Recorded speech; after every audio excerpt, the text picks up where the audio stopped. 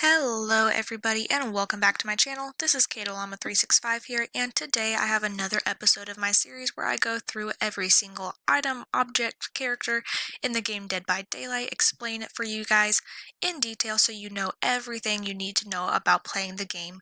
So today we are talking all about chests, and you can see here I have an image of the chest as it spawns in game. So this is what you need to be looking for. So same with my last video and all the ones in this series. Just a disclaimer that all of the information today has been taken straight from the Dead by Daylight wiki, and that will be linked down in the description below. So if after this video ends you'd like to go check that out for yourself, like I said, it's going to be linked down below in the description. So without further ado, I'm going to jump right into the video. Maybe? There we go. Alright, so first just a quick overview. So chests have predetermined possible spawn locations throughout the map, and the map generator will randomly pick a couple of said locations to spawn a chest in. So the only chest that is guaranteed to spawn in a specific place is the chest found within the basement. And even then, it's going to be in one of two places, either in the far right corner or the far left corner, and that is relative to the entrance stairs to the basement. So, so that's the only chest that is guaranteed to spawn in that particular spot. Otherwise, they're going to be totally randomly generated across the map.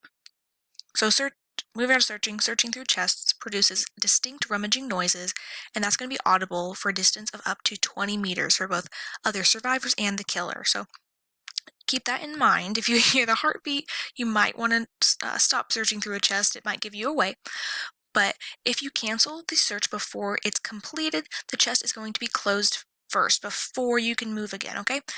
Also, searching a chest allows the killer to grab you, or grab survivors, similar to pulling you off of a generator, cleansing a totem, or sometimes that animation can even be triggered when vaulting over windows or pallets. So that's something to keep in mind too, that you won't just get a hit, they'll be able to pick you up and put them right on your shoulder. On their shoulder, I should say, sorry. Didn't mean to go to that next slide yet. So in terms of loud noise notifications, quickly interrupting the chest search interaction, same as with a fast vault or fast locker entry, it's gonna go ahead and give that loud noise notification to the killer and give you away. So it moves on, says previously there were two different animations for closing the chest. That's not a thing anymore. There's only a fast animation. However, if you don't do that action quickly, if it's not a rushed action, it won't give that loud noise notification, but it will play the same animation. So go ahead and keep that in mind. So speaking of spawning, the spawn frequency, so like I said, they're going to be randomly generated across the map, but how many will be randomly generated? So by default, 3 chests are going to spawn in each trial. However, this can be influenced by different offerings. So for survivors, the 2 offerings are a tarnished coin or a shiny coin. The tarnished coin is going to spawn 1 additional chest for a total of 4. A shiny coin is going to spawn 2 more chests for a total of 5, and these include the chest in the basement, by the way. For killers, there are also two different offerings to burn. The first is a scratched coin that's going to stop one chest from spawning. It's going to take it down to only 2 chests, 1 in the basement, 1 randomly generated across the map. Or a cut coin. Here's going to prevent 2 chests from spawning. That's going to leave only the chest in the basement. However, both a survivor and a killer can burn these offerings, and they could cancel each other out. So even if you use the cut coin, it is not guaranteed that's only going to be the basement chest. However, keep that in mind. Alright, so that kind of goes over how many are going to spawn, and like I said, I already talked about where they would spawn. So let's move on to what you can actually find in a chest. So the items obtained from a chest are random, but it can be influenced by perks. The 3 perks that can influence that are Plunderer's Instinct, Ace in the Hole, and Pharmacy. And here, quick note before we move on any more at loot. The rarity of the discovered item is determined by the survivor who completes the search, not the one who initiated it. Also, the maximum possible rarity, is ultra rare. So you can get some really rare items out of chests. However, it's going to be dependent on who completes that search, not who starts it. So if one survivor initiates the search, has to, for some reason, abandon it, leave the chest, and a different survivor comes and finishes that search, it doesn't matter who started it, it only matters who completes it. So keep that in mind. If you are running a perk, you need to be the one that completes that. Alright, so moving into specific probabilities of certain items. So The following table is going to show the approximate probability of obtaining each rarity tier with and without Plunderer's Instinct. So, I think it kind of cuts off a little bit at the bottom, but you can see there common by default is going to be 43%, uncommon 33%, rare 16%, rare 5%, and I cut off ultra rare by accident. I apologize. Plunderer's Instinct, instead of going from common being the highest rarity, common is actually going to be the lowest rarity. That's really just the difference there, regardless of the numbers. If you were running Plunderer's Instinct, you have a higher likelihood of getting a rare item. Moving on, this next table here shows the approximate probability of obtaining each item. So without running Plunderer's Instinct, a med kit has a 37% chance, a toolbox has as well a 37% chance, flashlight has a 16% chance, a key has a 7% chance, and a map has a 2% chance.